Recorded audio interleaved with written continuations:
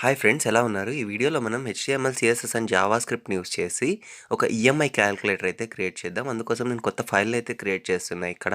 EMI calculator dot HTML అని. ఇక్కడ నేను టెంప్లేట్ని అయితే వచ్చేలా చేసేసాను. ఇక్కడ టైటిల్ దగ్గర ఈఎంఐ క్యాలిక్యులేటర్ అని అయితే ఇస్తున్నా అండి. ఓకేనా? నెక్స్ట్ నేను బాడీలో వచ్చేసి ఒక హెడింగ్ ట్యాగ్ని అయితే క్రియేట్ చేస్తున్నా. అందుకు నేను H1 ట్యాగ్ని అయితే యూజ్ చేస్తున్నా. ఇందులో నేను ఈఎంఐ క్యాలిక్యులేటర్ అని అయితే ఇస్తున్నానండి. ఓకేనా? నెక్స్ట్ వచ్చేసి నేను ఒక డ్యూ ట్యాగ్ని అయితే క్రియేట్ చేస్తున్నాను. ఈ డ్యూ ట్యాగ్ యూజ్ చేసి నేను మొత్తం మన ఫామ్ని అయితే ఇక్కడే ఇస్తున్నా అండి. దీనికి క్లాస్ నేమ్ వచ్చేసి కంటైనర్ అని అయితే ఇస్తున్నాను నేను. ఇప్పుడు నేను ఒక టేబుల్ని అయితే తీసుకుంటున్నా. టేబుల్ ఎందుకు తీసుకుంటున్నా అంటే ఈ టేబుల్ వచ్చేసి మన ఫామ్కి లేఅవుట్ని ఈజీగా నీట్గా సెట్ చేస్తుంది అనమాట. అందుకోసం నేను ఇప్పుడు టేబుల్ ట్యాగ్ని అయితే తీసుకుంటున్నాను. ఇందులో మనకు టేబుల్ రోస్ తీసుకొని ఇక్కడ నేను టేబుల్ డేటాని అయితే క్రియేట్ చేస్తున్నాను. నేను ఇప్పుడు ఏం చేస్తాను అంటే ఈ టీడీ అనే ట్యాగ్ని అయితే కాపీ చేసుకుంటున్నా అండ్ పేస్ట్. ఇక్కడ మనకు 3 అవసరం అవుతాయి. నెక్స్ట్ నేను ఈ టేబుల్ రో మొత్తాన్ని కాపీ చేసుకుంటున్నా అండ్ పేస్ట్ చేసుకుంటూ వెళ్ళిపోతున్నా అండి. ఎందుకంటే మనకు చాలా ఫీల్డ్స్ కావాల్సి వస్తాయి కాబట్టి నేను ఇలా చేస్తున్నా. ఇక్కడ నేను ఏం చేస్తున్నా అంటే ఫస్ట్ ప్రిన్సిపల్ అమౌంట్ అని అయితే టైప్ చేస్తున్నా. ఈ ప్రిన్సిపల్ అమౌంట్ అంటే ఏముంటుందంటే మనం ఏదైతే అమౌంట్కి ఇంట్రెస్ట్ క్యాలిక్యులేట్ చేయాలనుకుంటున్నామో ఆ అమౌంటే ప్రిన్సిపల్ అమౌంట్ అండి. నెక్స్ట్ వచ్చేసి రేట్ ఆఫ్ ఇంట్రెస్ట్. మనకి ఇంట్రెస్ట్ ఎంత పర్సంటేజ్ అనే దానిపైన రేట్ ఆఫ్ ఇంట్రెస్ట్ అని చెప్తామండి. నెక్స్ట్ వచ్చేసి టెన్యూర్ ఉంటుంది కదా, అంటే ఎన్ని సంవత్సరాల లేకుంటే నెలల అనేది మనం ఇక్కడ సెలెక్ట్ చేసుకుంటాము. అంటే మంత్స్ ఆర్ ఇయర్స్ అనేది ఇక్కడ సెలెక్ట్ చేసుకుంటామండి. నెక్స్ట్ వచ్చేసి నేను టెన్యూర్ పీరియడ్ అంటే ఎన్ని మంత్స్ లేకపోతే ఎన్ని ఇయర్స్ అనేది మనం ఇక్కడ సెలెక్ట్ చేసుకుంటాం, అంటే టైప్ చేస్తామన్నమాట. నెక్స్ట్ నేను ఇక్కడ ఏం చేస్తా అంటే ఒక బటన్ అయితే క్రియేట్ చేస్తా. ఈ బటన్ యూస్ చేసి మనం క్లిక్ చేసిన వెంటనే క్యాల్కులేట్ అయ్యేలా ఆన్ క్లిక్ అనే దగ్గర నేను క్యాల్క్ అనే ఫంక్షన్ ఎగ్జిక్యూట్ అయ్యేలా చేస్తున్నా అండి. ఈ బటన్ నేమ్ వచ్చేసి నేను క్యాల్కులేట్ అని అయితే ఇస్తున్నాను. నెక్స్ట్ వచ్చేసి నేను ఇప్పుడు ఏం చేస్తున్నా అంటే ఇక్కడ నేను ఈఎంఐ అని అయితే పెట్టేస్తున్నాను. నెక్స్ట్ వచ్చేసి ఇక్కడ కోలన్. ఒక నిమిషం, ఇది మళ్ళీ కాపీ చేసుకొని పేస్ట్ అయితే చేస్తున్నాను. మనకి ఇంకొక ఫీల్డ్ కూడా కావాలి. సో ఇక్కడ నేను ఇంట్రెస్ట్ అని అయితే టైప్ చేస్తున్నాను. నెక్స్ట్ ఇక్కడ నేను టోటల్ అమౌంట్ అంటే ఇంట్రెస్ట్ అంటే అమౌంట్ మన ప్రిన్సిపల్ అమౌంట్ ప్లస్ ఇంట్రెస్ట్ని క్యాలిక్యులేట్ చేస్తే మనకు ఈ టోటల్ అమౌంట్ వస్తుంది. ఒకసారి ఓపెన్ చేసి చూద్దాం ఇది ఎలా కనిపిస్తుంది అనేది. ఇక్కడ చూడొచ్చు మనం ఏవైతే టైప్ చేసామో అవన్నీ ఇక్కడ అయితే కనిపిస్తూ ఉన్నాయి. ఇప్పుడు నేను ఏం చేస్తా అంటే దీనికి వర్క్ అయ్యే విధంగా స్క్రిప్ట్ని అయితే రాయాలి. జావా స్క్రిప్ట్ కోడ్ని నేను బాడీ ట్యాగ్ తర్వాత రాయబోతున్నాను. అంతకన్నా ముందు ఇక్కడ నేను ఇన్పుట్ టైప్ని అయితే సెలెక్ట్ చేసుకోవాలి కదా, అంటే ఏదైతే మనం వాల్యూస్ తీసుకుంటున్నామో అందుకొరకు ఒక హోల్డర్ కావాలి. అదే ఈ ఇన్పుట్ టైప్ అండి. ఈ ఇన్పుట్ టైప్లో నేను ఐడిపి ఇచ్చాను, టెక్స్ట్ టైప్ ఇచ్చాను, ఇంకా ప్లేస్ హోల్డర్ వచ్చేసి ప్రిన్సిపల్ అమౌంట్ ఎంటర్ చేయండి అనేసి ఇక్కడ మెసేజ్ అయితే కనిపిస్తుంది అనమాట. ఇదే ఇన్పుట్ టైప్ని నేను కాపీ చేసుకుంటున్నా అండి. కాపీ చేసుకొని అన్ని థర్డ్ కాలమ్స్లో అయితే నేను ఇచ్చేస్తున్నా. ఇది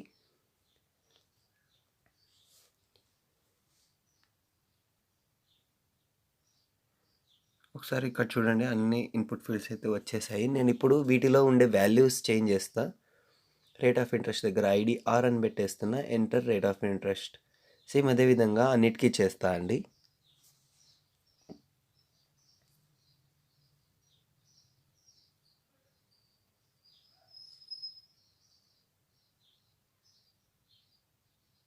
ఇక్కడ సెలెక్ట్ టెన్యూర్ దగ్గర నేను ఇన్పుట్ ట్యాగ్ని అయితే తీసేస్తున్నా, ఎందుకంటే ఇక్కడ మనం సెలెక్ట్ ట్యాగ్ని యూస్ చేద్దాం.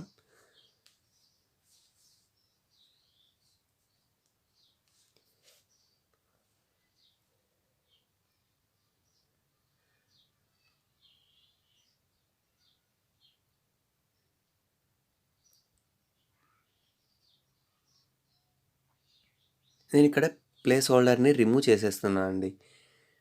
ఇక్కడ నేను పి దగ్గర అంటే ఐడి వచ్చేసి ఇంట్రెస్ట్ అని ఇస్తున్నాను. ఇక్కడ రీడ్ ఓన్లీ అనే ప్రాపర్టీని అయితే యూజ్ చేస్తున్నా. ఇదేం చేస్తుందంటే మన ఇన్పుట్ని కీబోర్డ్ ద్వారా ఇవ్వడానికి వీలుండదన్నమాట. ఓకేనా. ఇక్కడ నేను ఐడి చేంజ్ చేస్తున్నా, ఐఎన్టీ అని 3 వర్డ్స్కే. నెక్స్ట్ ఇక్కడ కూడా నేను టీఓటీ అని అయితే ఐడి నేమ్ ఇస్తున్నాను, ఎందుకంటే ఇది టోటల్ అని అర్థం అండి. నేను ఇక్కడ ఈ ప్లేస్ హోల్డర్ని అయితే రిమూవ్ చేసేసి రీడ్ ఓన్లీ అని అయితే రాస్తున్నాను. నెక్స్ట్ ఇక్కడ కూడా ఈఎంఐ దగ్గర ఈఎంఐ అని టైప్ చేసి ఇక్కడ రీడ్ ఓన్లీ ప్రాపర్టీ దీనికి కూడా ఇస్తున్నానండి. ఒకసారి ఇక్కడ చూడండి, కనిపిస్తుంది మనకి. ఇక్కడ సెలెక్ట్ ట్యాగ్ దగ్గర, సెలెక్ట్ ఎనీవర్ దగ్గర మిస్ అవుతుంది కదా. ఇక్కడ నేను ఏం చేస్తా అంటే సెలెక్ట్ ట్యాగ్ని అయితే తీసుకుంటా. ఒక నిమిషం. సెలెక్ట్ ట్యాగ్ని అయితే తీసుకుంటా. దీని ఐడి వచ్చేసి నేను 10 అని పెడుతున్నా అండి. 10 అంటే టెన్యూర్ అనేసి అర్థం.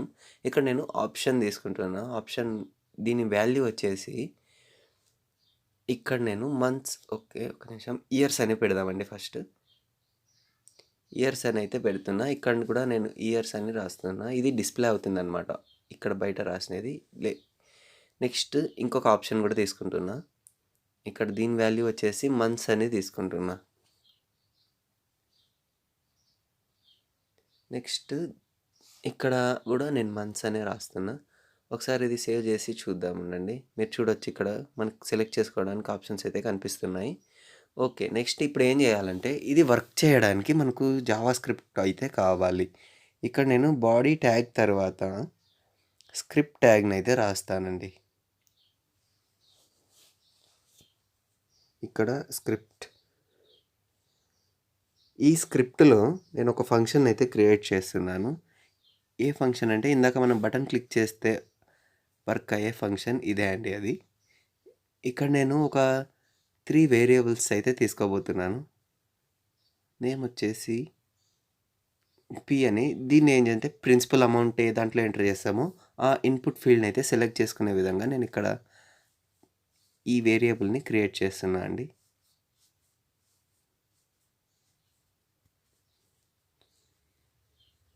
ఇక్కడ నేను దీన్ని కాపీ చేసుకొని 3 టైమ్స్ అయితే పేస్ట్ చేస్తున్నా.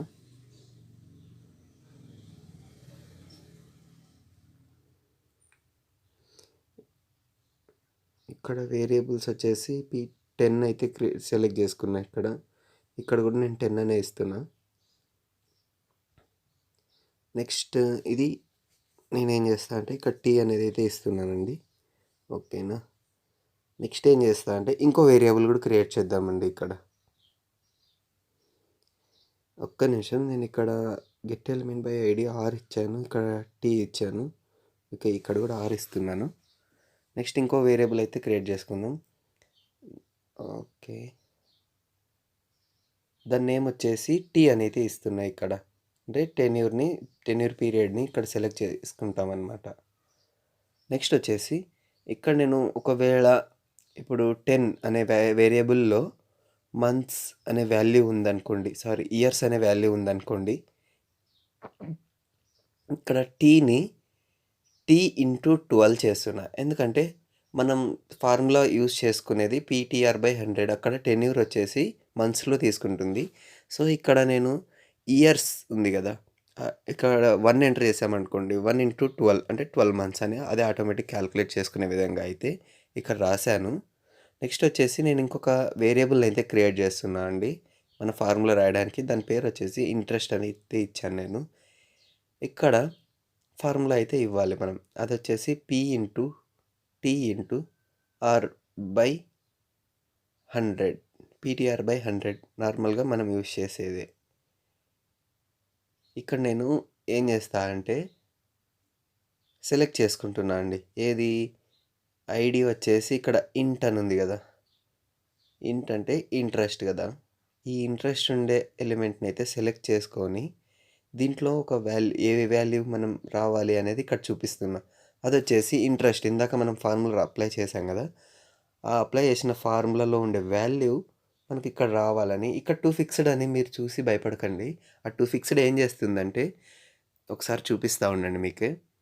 ఇక్కడ నేను 10,000 తీసుకున్నా, రేట్ ఆఫ్ ఇంట్రెస్ట్ 2 అని తీసుకున్నా. నెక్స్ట్ ఇయర్స్ అయితే పెట్టా. 1 ఇయర్ 2 ఇయర్స్కి 1 ఇయర్కే క్యాలిక్యులేట్ చేస్తే మీరు ఇక్కడ చూడొచ్చు 2400.00 కనిపించింది కదా.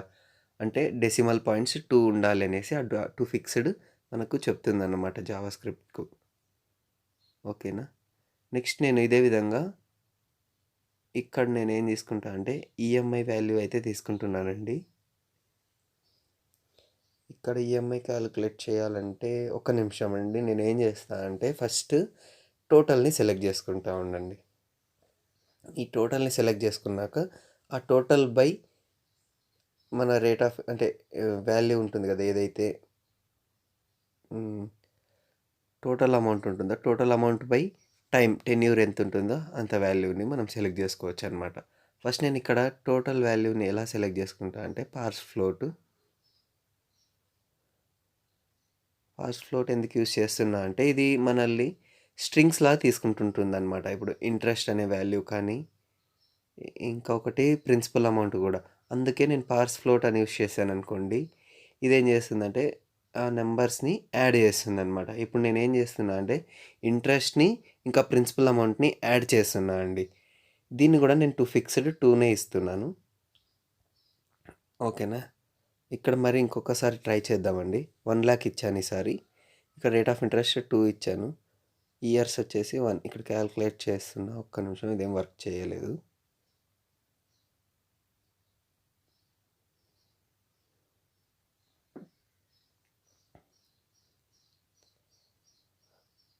ఓకే చలో.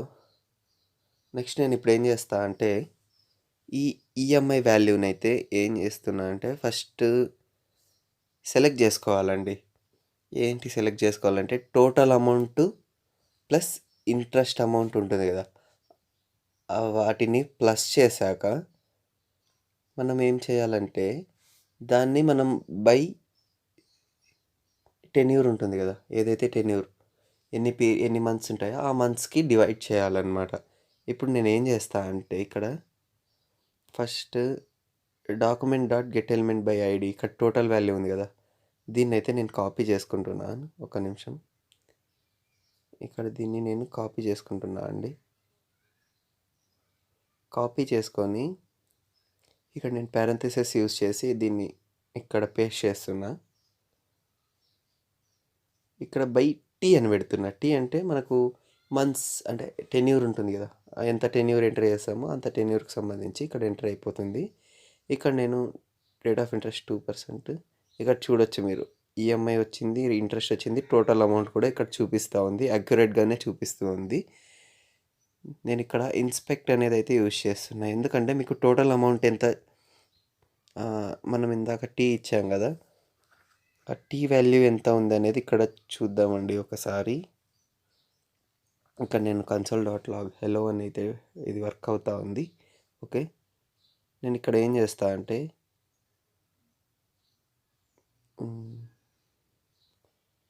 ఇదైతే సెలెక్ట్ చేసుకుంటున్నా అండి.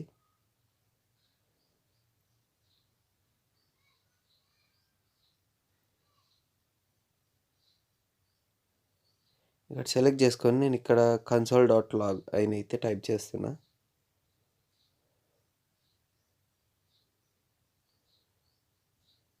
అందులో ఈ వాల్యూని అయితే ఎంటర్ చేస్తున్నా అండి. దీన్ని నేను ఓకే ఫంక్షన్ బయట రాశాను, ఫంక్షన్ లోపలే రాస్తున్నా అండి. ఒకసారి ఈ వాల్యూ ఏమొస్తుందో ఒకసారి చూద్దాం. సేమ్ 10,000 తీసుకున్నా. రేట్ ఆఫ్ ఇంట్రెస్ట్ 2%, టెన్యూర్ వచ్చేసి 1 year. ఇక్కడ చూడొచ్చు టోటల్ అమౌంట్ వచ్చేసి 12,400 చూపిస్తూ ఉంది, అంటే ఇంట్రెస్ట్తో సహా కలిపి చూపిస్తుంది అనమాట.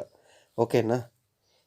ఇప్పుడు మనం ఏం చేయాలంటే ఈ ఈఎంఐ క్యాలిక్యులేటర్ చూడడానికి అంతగా కనిపించడం లేదు కదా, దానికి కొంచెం స్టైల్ని యాడ్ చేద్దాం. ఇక్కడ నేను స్టైల్ ట్యాగ్ని హెడ్ ట్యాగ్లో రాసా కదా, ఫస్ట్ బాడీని సెలెక్ట్ చేసుకుంటున్నా. దీని ఫాంట్ ఫ్యామిలీ వచ్చేసి ఇక్కడ నుంచి సెలెక్ట్ చేసుకుంటున్నా. ఓకేనా.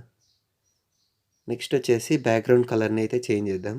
నేను ఇక్కడ హ్యాష్ కోడ్లో రాస్తున్నా, హెక్స్ కోడ్లో #675 అని అయితే ఇస్తున్నా. ఇక్కడ చూడొచ్చు బ్యాక్గ్రౌండ్ కలర్ అయితే చేంజ్ అయిపోయింది. నెక్స్ట్ నేను ఇక్కడ ఏం సెలెక్ట్ చేసుకుంటా అంటే మనకు H1 ఉంది, ఇంకా div ఉంది కదా, వీటిని సెలెక్ట్ చేసుకుంటున్నానండి. ఒక నిమిషం, ఇది కిందికి వచ్చింది.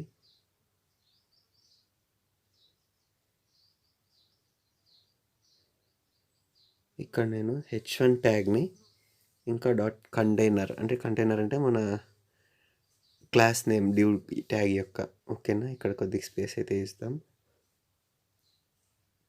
ఇప్పుడు నేను ఏం చేస్తా అంటే దీని విడ్త్ ఉంటుంది కదా, విడ్త్ని 500 పిక్సెల్కి అయితే పెట్టేస్తున్నా. ఒక నిమిషం, ఇక్కడ 500 వద్దు, 400 పిక్సెల్కి అయితే పెట్టేస్తున్నానండి.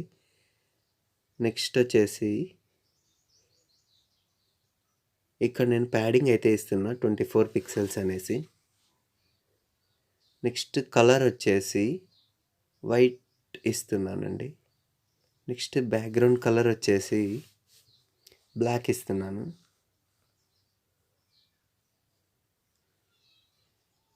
ఇక్కడ నేను ఏం చేస్తా అంటే ప్యూర్ బ్లాక్ కాకుండా కొంచెం గ్రే కలర్లోకి ట్రై చేస్తున్నా. ఓకే,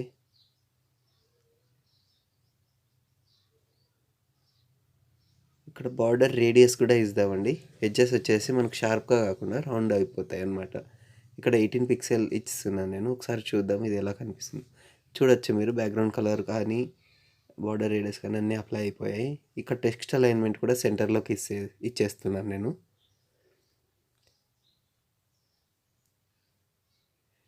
నెక్స్ట్ వచ్చేసి ఇక్కడ నేను ఏం చేస్తాను అంటే ఇన్పుట్ని అయితే సెలెక్ట్ చేసుకుంటున్నా. ఈ ఇన్పుట్ సెలెక్ట్ చేసుకొని దీని యొక్క విడ్త్ వచ్చేసి నేను ఒక 55% అయితే ఇద్దాం అనుకుంటున్నా అండి. ఇది చిన్నగా కనిపిస్తూ ఉంది. ఓకే, నేను ఇక్కడ ఒక 70% అయితే ఇస్తా. ఇది కూడా అంత లేదు. ఓకే, 100% అయితే ఇచ్చేస్తా. ఓకే,